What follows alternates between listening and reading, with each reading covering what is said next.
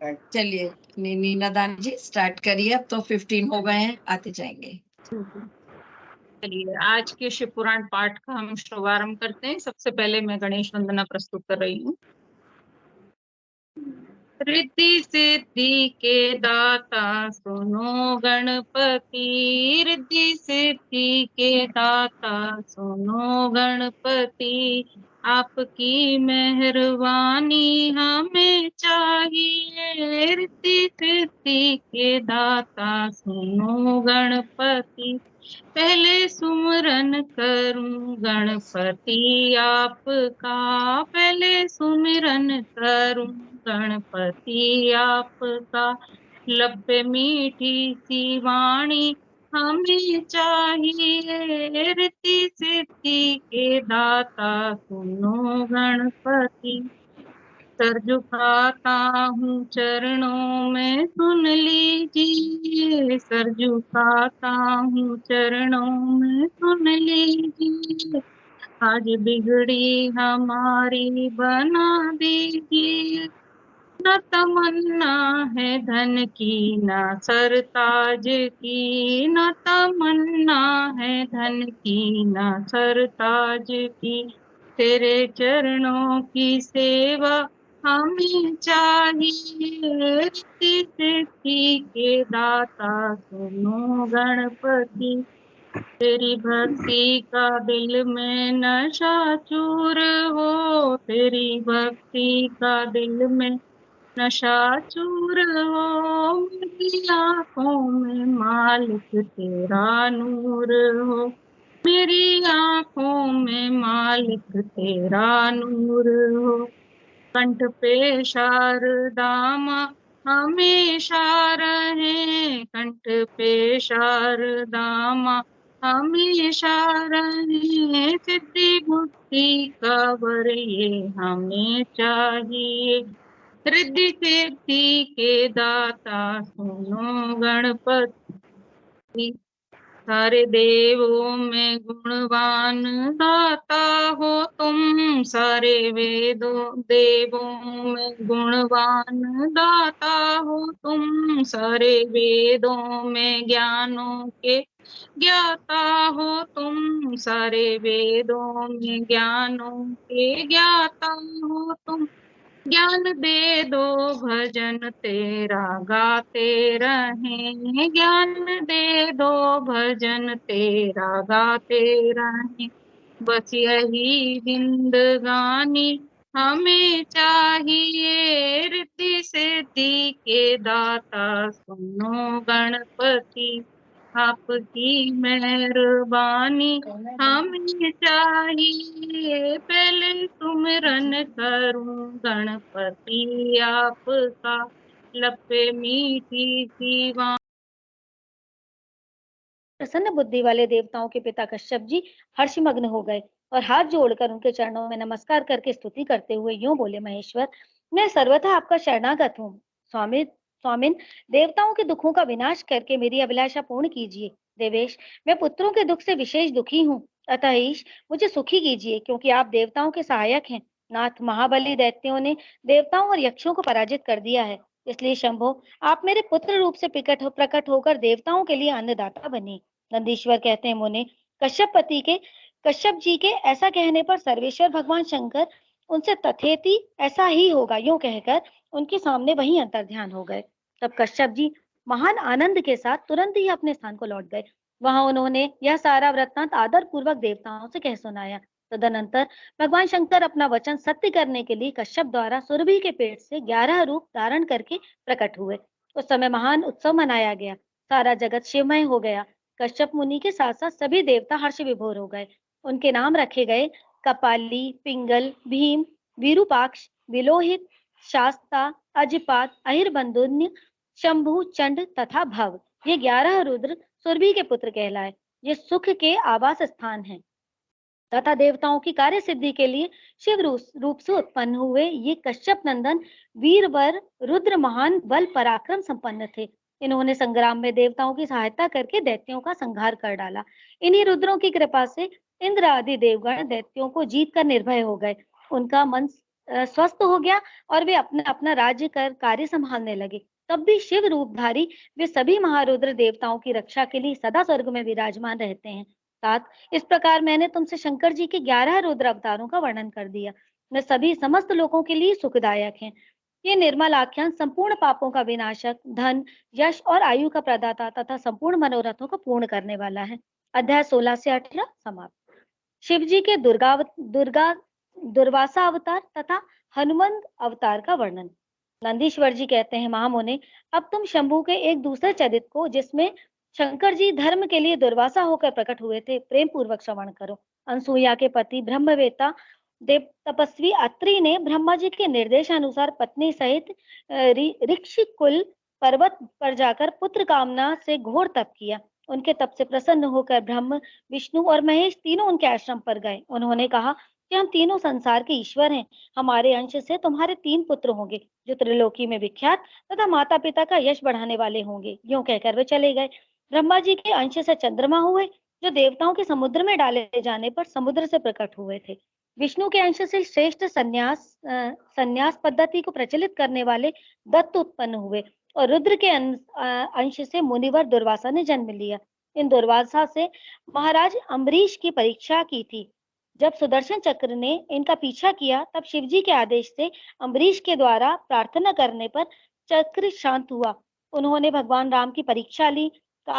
काल ने मुनि का वेश धारण करके श्री राम के साथ यह शर्त की थी कि मेरे साथ बात करते समय श्री राम के पास कोई ना आए। जो आएगा उसका निर्वासन कर दिया जाएगा।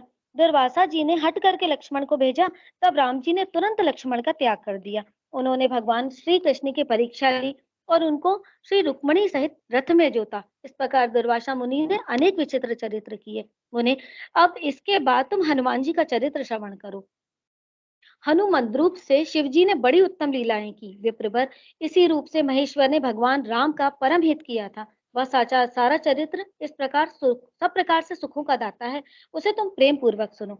एक समय की बात है, जब अत्यंत अद्भुत लीला करने वाले गुणशाली भगवान शंभु को विष्णु के मोहिनी का रूप का दर्शन प्राप्त हुआ, तब वे कामदेव के बाणों से আহিत हुए की तरह शुद्ध हो उठे। उस समय उन परमेश्वर ने राम कार्य की सिद्धि के लिए अपना वीर्यपात किया।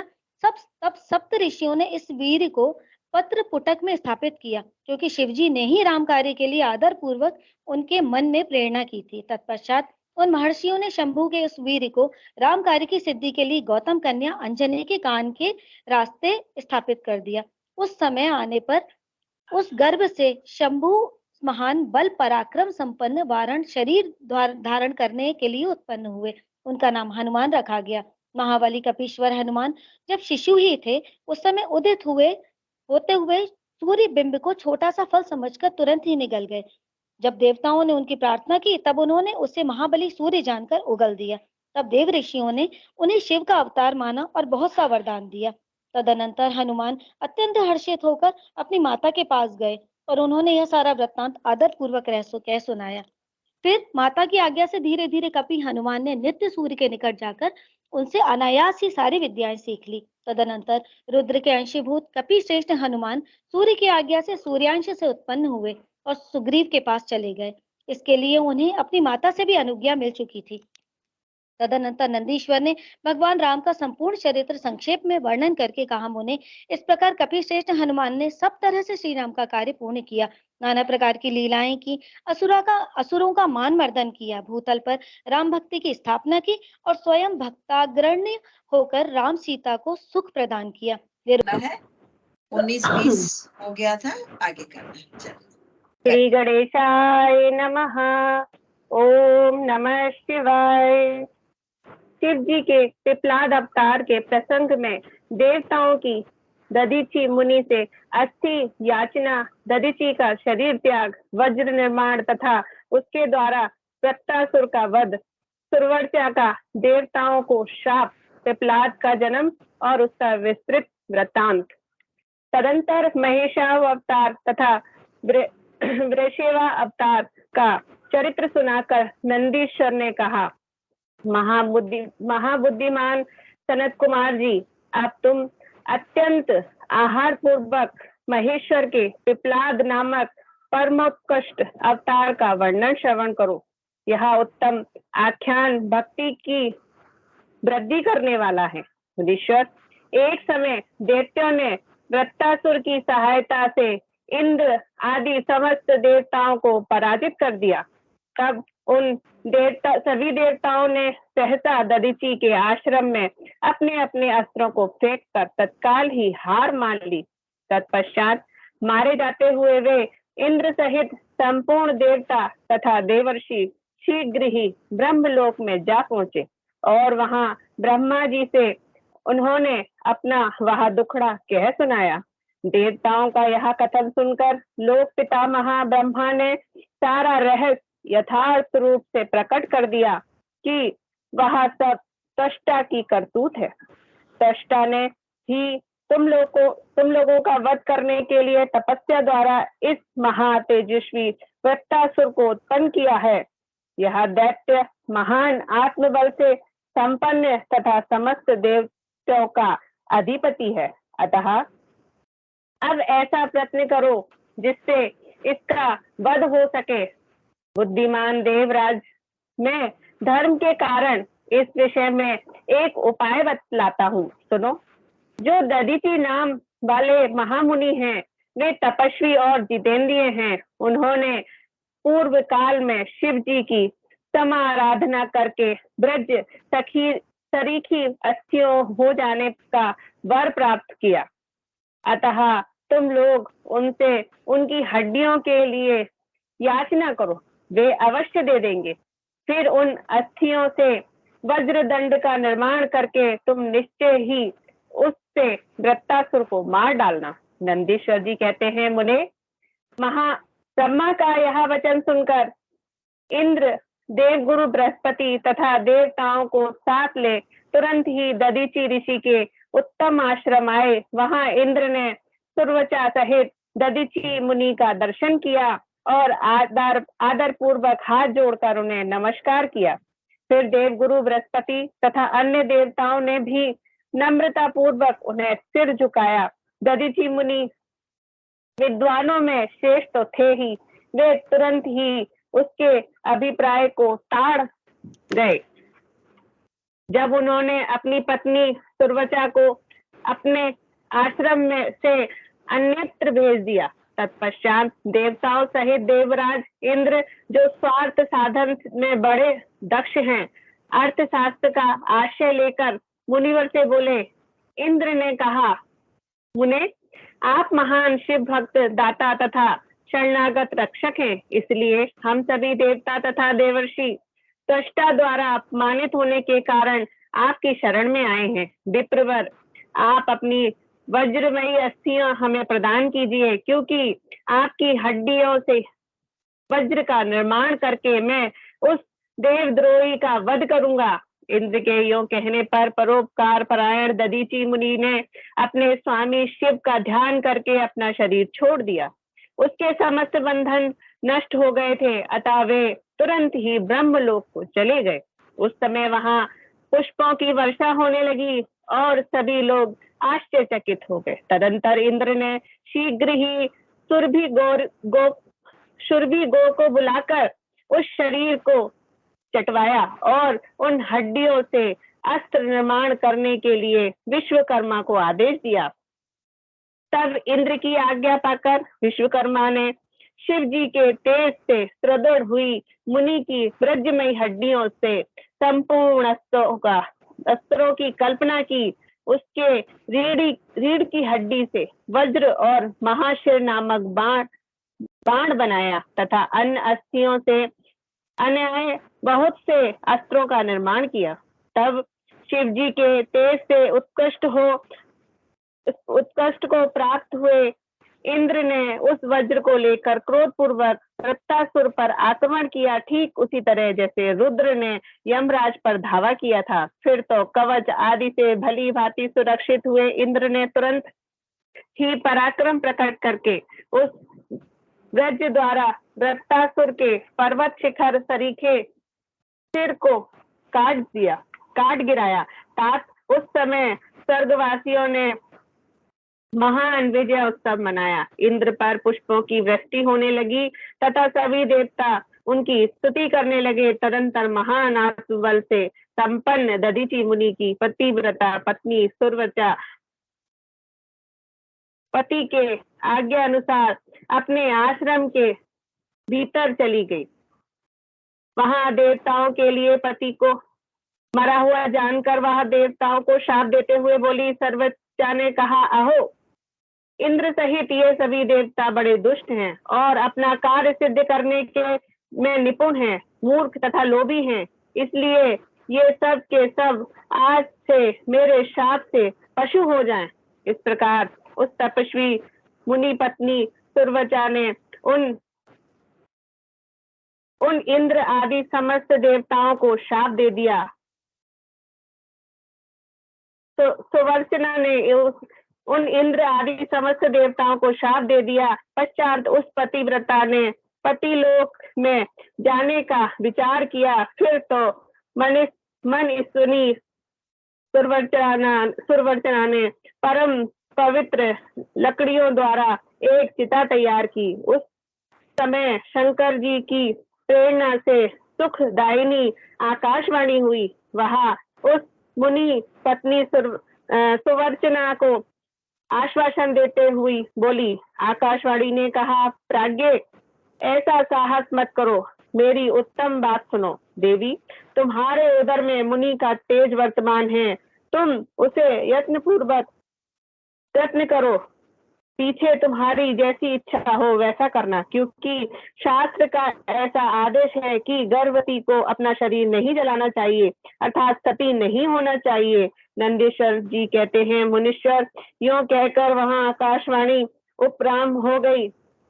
उसे सुनकर वह मुनि पत्नी क्षण भर के लिए विस्मय में पड़ गई, परंतु उस सती साध्वी सुवर्चना को तो पति लोक की प्राप्ति ही अमिष्ट थी। अतः उसने बैठकर पत्थर से अपने उदर को विदीर्ण कर डाला।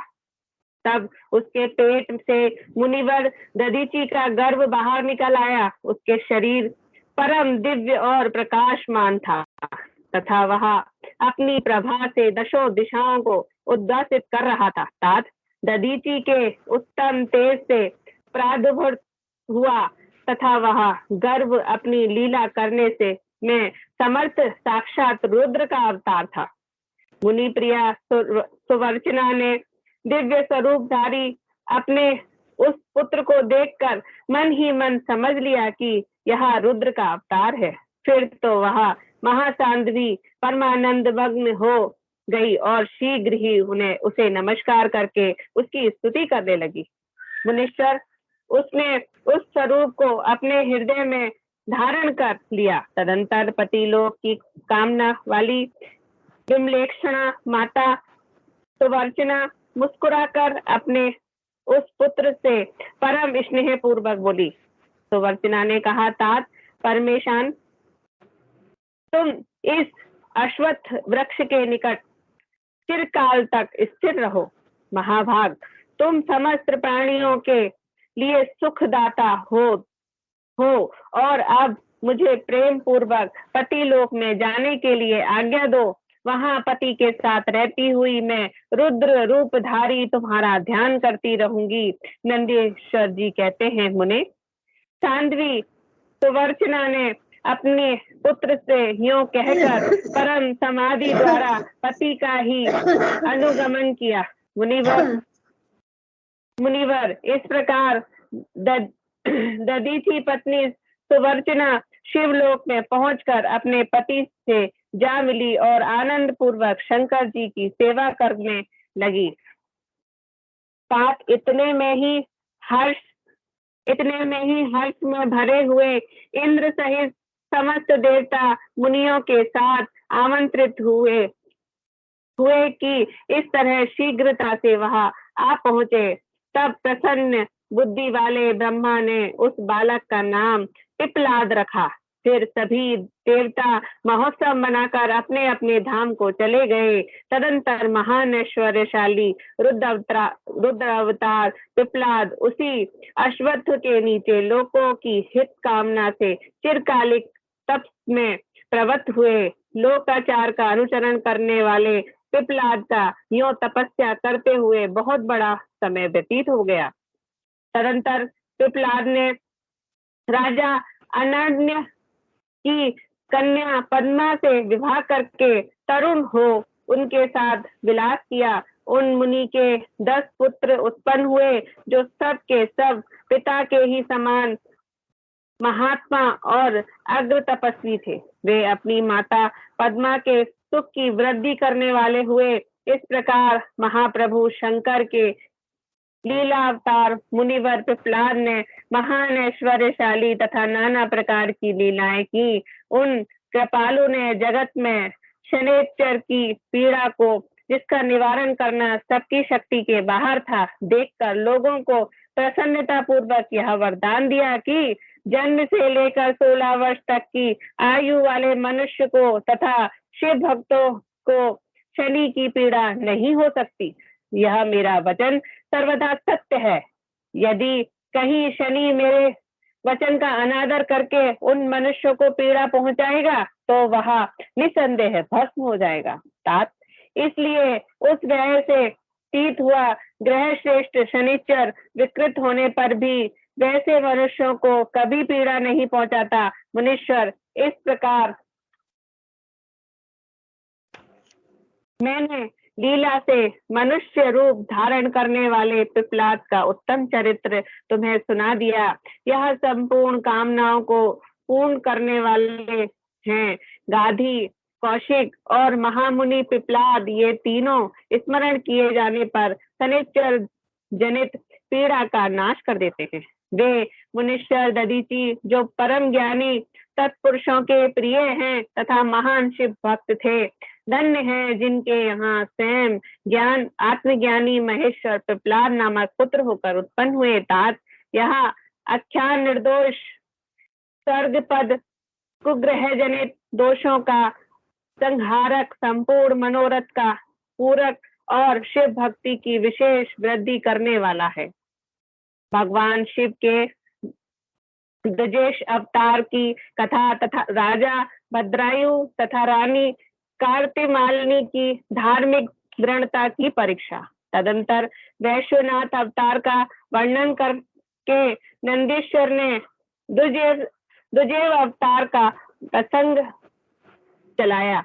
वे बोले तात दुजेश्वर अवतार का प्रसंग चलाया। वे बोले तात पहले जिन नृपश्रेष्ठ भद्रायु का परिचय दिया गया था और जिस पर भगवान शिव ने ऋषभ रूप में अनुग्रह किया था, उन्हीं नरेश के धर्म की परीक्षा लेने के लिए वे भगवान फिर दुजेश्वर रूप में प्रकट हुए थे। ऋषभ के प्रभाव से रणभूमि में शत्रुओं पर विजय पाकर शक्तिशाली राजकुमार भद्रायु जब राज सिंहासन पर आरूढ़ हुए, तब राजा चंद्रागद तथा रानी सीमांतनी की बेटी सती सांध्वी कीर्तिमालिनी के साथ उनका विवाह हुआ। किसी समय राजा भद्रायु ने अपनी धर्म पत्नी के साथ वसंत ऋतु में वन विहार करने के लिए एक गहन वन में प्रवेश किया। उनकी पत्नी शरणागत जनों का पालन करने वाली थी। राजा का भी ऐसा ही नियम था। उन राज दंपत्ति की धर्म में कितनी दृढ़ता है, इसकी परीक्षा के लिए पार्वती सहित भगवान शिव ने एक लीला रची। शिवा और शिव उस वन में ब्राह्मणी और ब्राह्मण के रूप में प्रकट हुए। उन दोनों ने लीला पूर्वक एक माया में व्याघ्र का निर्माण किया। वे दोनों भय से विहल हो व्याघ्र के से थोड़ी ही दूर आगे रोते चिल्लाते भागने लगे और व्याघ्र उनका पीछा करने लगा। राजा ने उन्हें इस अवस्था में देखा। वे ब्राह्मण दंपत्ति भी भय से विहल हो महाराज की शरण में गए और इस प्रकार बोले। ब्राह्मण दंपत्ति ने कहा, महाराज हमारी रक्षा कीजिए, रक्षा कीजिए। वह व्याघ्र हम दोनों को खा जाने के लिए आ रहा है। समस्त प्राणियों को काल के समान भय देने वाला यह हिंसक प्राणी हमें अपना आहार बनाए। इसके पूर्व भी आप हम दोनों को बचा लीजिए। उन दोनों का यह करुणा को दन सुनकर महावीर राजा ने जो ही धनुष उठाया तो ही वह व्याघ्र उनके निकट आ पहुंचा। उसने ब्राह्मणी को पकड़ लिया वह बेचारी हाँ नाथ, हाँ नाथ, हाँ प्राण वल्लभ, हाँ शंभो, हाँ जगत गुरु इत्यादि कहकर रोने और विलाप करने लगी। व्याघ्र बड़ा ही भयानक था। उसने जो ही ब्राह्मणी को अपना ग्रास बनाने की चेष्टा की तो ही भद्रायु ने तीखे बाणों से उनके मर्म में आघात किया, परंतु उन बाणों से उन महाबली व्याघ्र को तनिक भी व्यथा नहीं हुई। वह ब्राह्मणी को बलपूर्वक घसीटता हुआ तत्काल दूर निकल गया। अपनी पत्नी को बाघ के पंजे में पड़े देख ब्राह्मण को बड़ा दुख हुआ और वह बारंबार रोने लगा। देर तक रोकर उसने राजा भद्रायु से कहा, राजन, तुम्हारे वे बड़े बड़े अस्त्र कहाँ हैं? दुखियों की रक्षा करने वाला तुम्हारा विशाल धनुष कहाँ है? सुना था तुमने 12,000 बड़े बड़े हाथियों का बल है। वह क्या हुआ? तुम्हारे शंख खड्ग तथा मंत्र विद्या से क्या लाभ हुआ? दूसरों को क्षीण होने से बचाना क्षत्रिय का परम धर्म है। धर्मज्ञ राजा अपना धन और प्राण देकर भी शरण में आए हुए दीन दुखियों की रक्षा करते हैं। जो पीड़ितों की प्राण रक्षा नहीं कर सकते, ऐसे लोगों के लिए तो जीने की अपेक्षा मर जाना ही अच्छा है। इस प्रकार ब्राह्मण का विलाप और उनके मुख से अपने पराक्रम की निंदा सुनकर राजा ने शोक से मन ही मन इस प्रकार विचार किया, अहो, आज भाग्य के उलट फेर से मेरा पराक्रम नष्ट हो गया, मेरे धर्म का भी नाश हो गया। अतः अब मेरी संपदा, राज्य और आयु का भी निश्चय ही नाश हो जाएगा। जो विचार कर राजा भद्रायु ब्राह्मण के चरणों में गिर पड़े और उसे धीरज बांधते हुए बोले, महान ब्राह्मण, मेरा पराक्रम नष्ट हो गया है। महामते, मुझ क्षत्रिय धर्म पर कृपा करके शोक छोड़ दीजिए। मैं आपको मनोवांछित पदार्थ दूंगा। वह राज्य, वह रानी और मेरा यह शरीर सब कुछ आपके अधीन है। बोलिए, आप क्या चाहते हैं? ब्राह्मण बोले, राजन, अंधे को दर्पण से क्या काम? जो भिक्षा मांगकर जीवन निर्वाह करता हो वह बहुत से घर लेकर क्या करेगा? जो मूर्ख है उसे पुस्तक से क्या काम? तथा जिसके पास स्त्री नहीं है वह धन लेकर क्या करेगा? मेरी पत्नी चली गई, मैंने कभी काम सुख का उपभोग नहीं किया, अतः काम भोग के लिए आप अपनी इस बड़ी रानी को मुझे दे दीजिए। राजा ने कहा, ब्राह्मण, क्या यही तुम्हारा धर्म है? क्या तुम्हें गुरु ने यही उपदेश किया है? क्या तुम नहीं जानते कि पराई स्त्री का स्पर्श स्वर्ग एवं स्वर्ग की हानि करने वाला है? पर स्त्री के उपभोग से जो पाप कमाया जाता है उसे सैकड़ों प्रायश्चितों द्वारा भी धोया नहीं जा सकता। ब्राह्मण बोले, राजन, मैं अपनी तपस्या से भयंकर ब्रह्म हत्या और मदिरापान जैसे पाप का भी नाश कर डालूंगा। फिर पर स्त्री संगम किस गिनती में है? अतः आप अपनी इस भार्या को मुझे अवश्य दे दीजिए, अन्यथा आप निश्चय ही नरक में पड़ेंगे। ब्राह्मण की इस बात पर राजा ने मन ही मन विचार किया कि ब्राह्मण के प्राणों की रक्षा न करके मैं न करने से महापाप होगा। अतः इससे बचने के लिए पत्नी को दे डालना ही श्रेष्ठ है। अतः श्रेष्ठ ब्राह्मण को अपनी पत्नी देकर मैं पाप से मुक्त हो शीघ्र ही अग्नि में प्रवेश कर जाऊंगा। मन ही मन ऐसा निश्चय करके राजा ने आग जलाई और ब्राह्मण को बुलाकर उसे अपनी पत्नी को दे दिया। तत्पश्चात स्नान करके पवित्र हो देवताओं को प्रणाम करके उन्होंने अग्नि की 2 बार परिक्रमा की और एकाग्रचित्त होकर भगवान शिव का ध्यान किया। इस प्रकार राजा को अग्नि में गिरने के लिए उद्यत देख जगतपति भगवान विश्वनाथ सहसा वहां प्रकट हो गए। उनके 5 मुख थे, मस्तक पर चंद्रकला आभूषण का काम दे रही थी, कुछ पीले रंग की जटा लटकी हुई थी। वे कोटि कोटि सूर्यों के समान तेजस्वी थे। हाथों में त्रिशूल, खड्वांग, कुणाल ढाल, मृग, अभय, वरद और पिनाक धारण किए। बैल की पीठ पर बैठे हुए भगवान नीलकंठ को राजा ने अपने सामने प्रत्यक्ष देखा। उनके दर्शन जनित आनंद से युक्त हो राजा भद्रायु ने हाथ जोड़कर स्तवन किया। राजा की स्तुति करने पर पार्वती के साथ प्रसन्न हुए महेश्वर ने कहा, राजन, तुमने किसी अन्य का चिंतन न करके जो सदा सर्वदा मेरा पूजन किया है, तुम्हारी इस भक्ति के कारण और तुम्हारे द्वारा की हुई इस पवित्र स्तुति को सुनकर मैं बहुत प्रसन्न हुआ हूँ। तुम्हारे भक्ति भाव की परीक्षा के लिए मैं स्वयं ब्राह्मण बनकर आया था। जिसे व्याघ्र ने ग्रास कर लिया था वह ब्राह्मणी और कोई नहीं, ये गिरिराज नंदिनी उमा देवी ही थी। तुम्हारे बाण मारने से भी जिनके शरीर को चोट नहीं पहुंची वह व्याघ्र माया निर्मित था।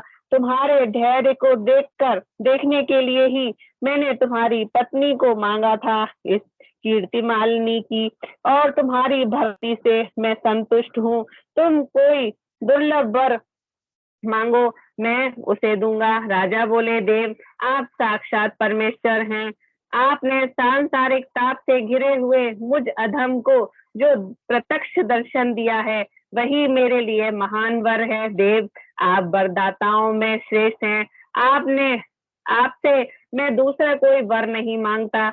मेरी यही इच्छा है कि मेरी रानी, मेरे माता पिता पद्माकर, वैश्य और उनके पुत्र सुने, इन सबको आप अपना पार्श्ववर्ती सेवक बना लीजिए। तत्पश्चात रानी कीर्ति मालिनी ने प्रणाम करके अपनी भक्ति से भगवान शंकर को प्रसन्न किया और उत्तम वर मांगा। महादेव, मेरे पिता चंद्रागद और माता सीमांतनी, इन दोनों को भी आपके समीप निवास प्राप्त हो। भक्त वत्सल भगवान गौरीपति ने प्रसन्न होकर एवमस्तु कहा और उन दोनों पति पत्नी को इच्छा अनुसार वर देकर वे क्षण भर में अंतर्ध्यान हो गए। उधर राजा के ने भगवान शंकर का प्रसाद प्राप्त करके रानी कीर्ति मालिनी के साथ प्रिय विषयों का उपभोग किया और 10,000 वर्षों तक राज्य करने के पश्चात अपने पुत्र को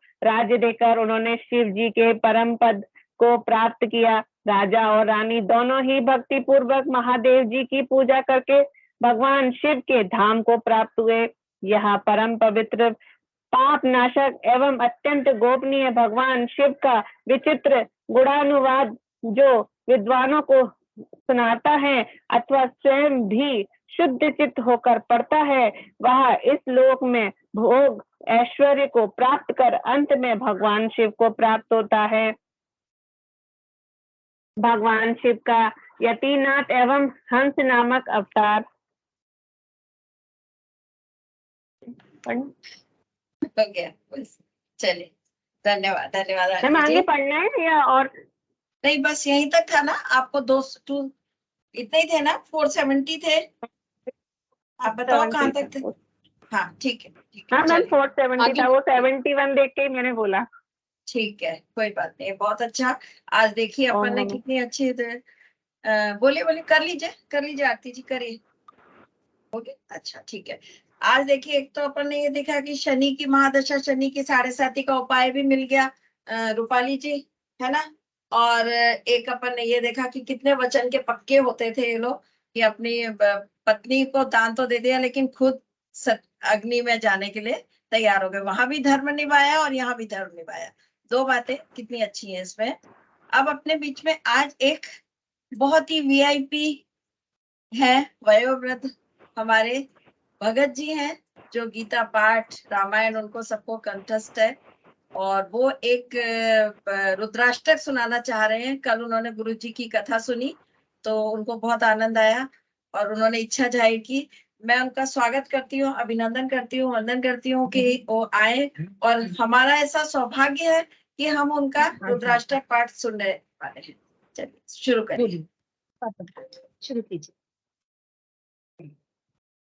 कर्पूर गौरम करुणावतारम संसार सारम भुजगेन्द्रहारम सदा वसंतं हृदयारविंदे भगवन् भवानी शैलं नमामि।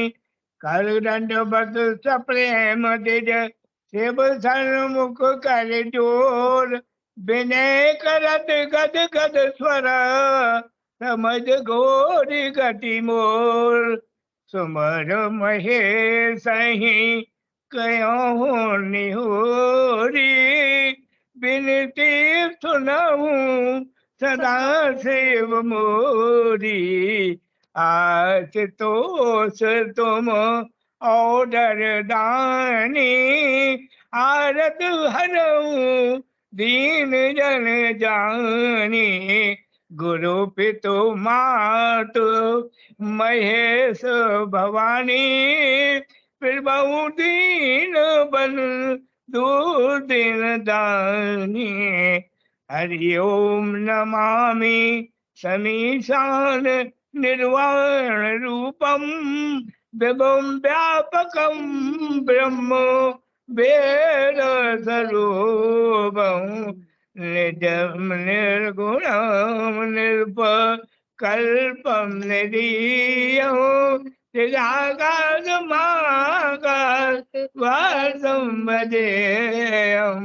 निराकार मोंकार मूलं तुरीयं गिरा ज्ञान कोटित मीतं गिरीशं। करालं महाकाल कालं कृपालं गुणागार संसार पारं नतोऽहं तुषारादिसंकाश गौरं गभीरं मनोभूत कोटि प्रवासी शरीरं। इसमें मूल कल्लो लनी चार गंगा रसव भाल भालेंद कंठे भुजंगा। चलत कुंडलं शुभ्र नेत्रं विशालं पितृनन्दनं मुनिर कंठं दयालं। मृगाधीरतरमां वरं मुण्डमालं प्रियं शङ्करं सर्वं नादं भजामि। प्रचण्डं प्रकाष्टं पगल्लं परेशम् अखण्डम् अजन्मं कोटि प्रकाशं। त्रैशूल निर्मूल नवशूल पाणिं भजेऽहं भवानी पतिं भावगमं। करातीत कल्याण कल्पांतकारी सदा सच्चिदानंद दाता पुरारी। चिदानंद धन्यो मोहबहारी प्रसीद प्रसीद प्रभो मम धारी। प्रसीद प्रसीद प्रभो मम धारी। प्रसीद प्रसीद प्रभो मम धारी। नया वधूमानात् पादार बिंदम भजन्ति लोके परे वानराणां। न तावक सुखं शांति संतापनाशं। प्रसीद प्रभो सर्वभूतादिवासं। प्रसीद प्रभो सर्वभूतादिवासं। प्रसीद प्रभो सर्वभूतादिवासं। न जानामि योगं जपं नेव पूजां न तोऽहं सदा सर्वदा सम्भूतोऽभ्यं। जराजन्म दुःखौ तथा तत्त्वमानं प्रभो पायावं। नमामि शम्भो नमामि शम्भो नमामि वो प्रभुपादं नमामि सदा रुद्रायुधमिदं प्रोक्तं विप्रेण हर्तोषये ये पठन लगा भक्त्या तेधा प्रसीदते सुन बिनती सर्वज्ञ शिव देख विप्र अनुराग पुन मंदिर नव पानी भय बर बर मां जो प्रसन्न प्रभु मोह पर नाथ दीन पर दे निज बद भगत देव प्रभु उन्दूतर वर दे तम मायावत जीव जड़ सुजान ते बल को न करे प्रभु दीनवंत भगवान शंकर दीन दयाल हो यहीं पर होए कृपाल नाथ अनुग्रह होए राम सो रही नाथ प्रभु समरथ सर्वज्ञ शिव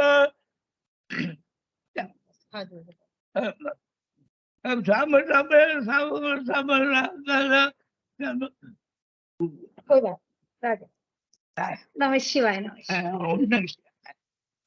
ओम नमः शिवाय। अब आप इसमें सुन लो क्या बोल रही है। हाँ बोलिए। पापा जी लगाइए। हाँ सुनाई दे रहा है? सुनाई दे रहा है?